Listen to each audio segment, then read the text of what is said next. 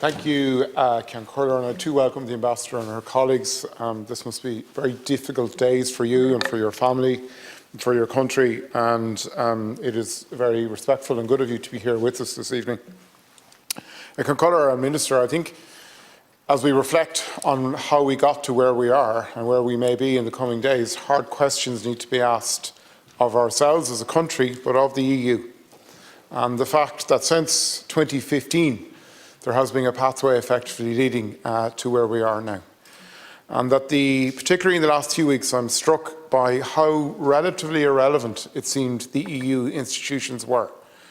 As President Macron, Chancellor Schulz, President Biden, Secretary of State Blinken, all tried, and they have to be given credit for having put that effort in to bring sense to this and try to get us away from the brink. But President von der Leyen and Mr. Borrell were actually quite absent in terms of taking initiatives or pushing forward an EU agenda, an EU alliance, an EU ambition in regard to the security of the Ukraine. And that's not a good thing.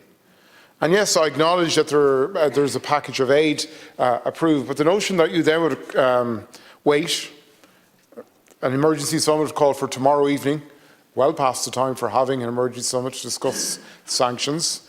The sanctions announced today are relatively minor, and the defence given is that they are minor in the context that there will be more. There will be more when? What more action do we need to know what the intent of the Russian president is? And the sanctions target MPs in the Russian Duma, or whatever the equivalent is. They actually don't target the president himself. And I'm sure there is a logic, and I'm sure there is a reason or a rationale to that, but that would be like telling every backbencher in this House, you're a target, and the government isn't. Those that make the decisions, those that enact the decisions are left away. And that is a flavour of it, Minister, and a flavour of my frustration. As somebody who's the whole basis of the European Union is that we didn't go back to where we were in World War II. It is the whole foundation on which everything it has done is based there. Yet, here we are, in a very serious situation once again on our continent. And we are behind the curve as a union. The EU has been behind the curve in terms of proactivity and dealing with this. Second, we also have to ask ourselves hard questions, all of us, as to why, as an EU, we have become so dependent on Russia for energy since 2015. And that is why ordinary people are going to have to pay the price of this in the coming hours, in the coming days, in terms of fuel costs, fertiliser costs, already on top of so many other costs. And, we have to ask ourselves hard questions there too.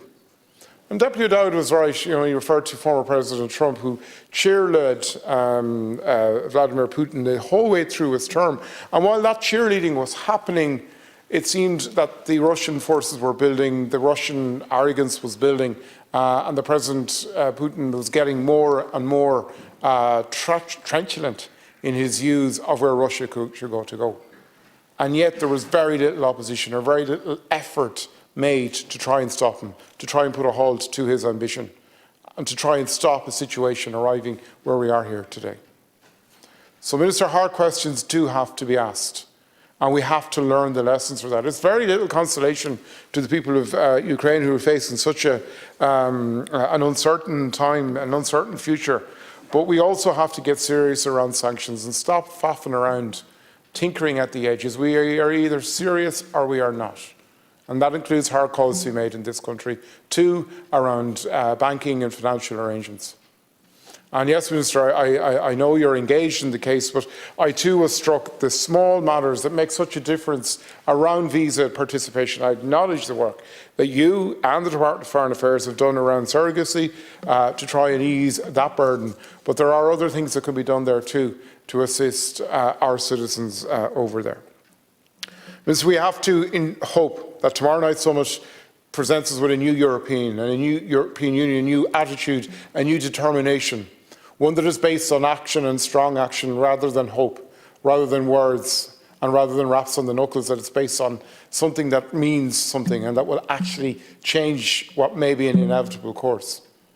And that's what the summit needs to, you as our Minister for European Affairs, at Taoiseach, need to deliver to that summit.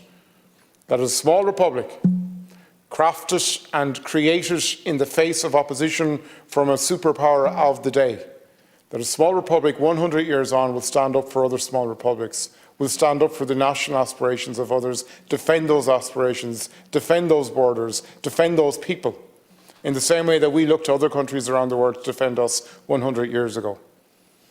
Yes, it's what we can do. We are in the European Union, but we are Irish too. And we have a proud history of standing up to oppressors. Let's make it relevant to the people of Ukraine today.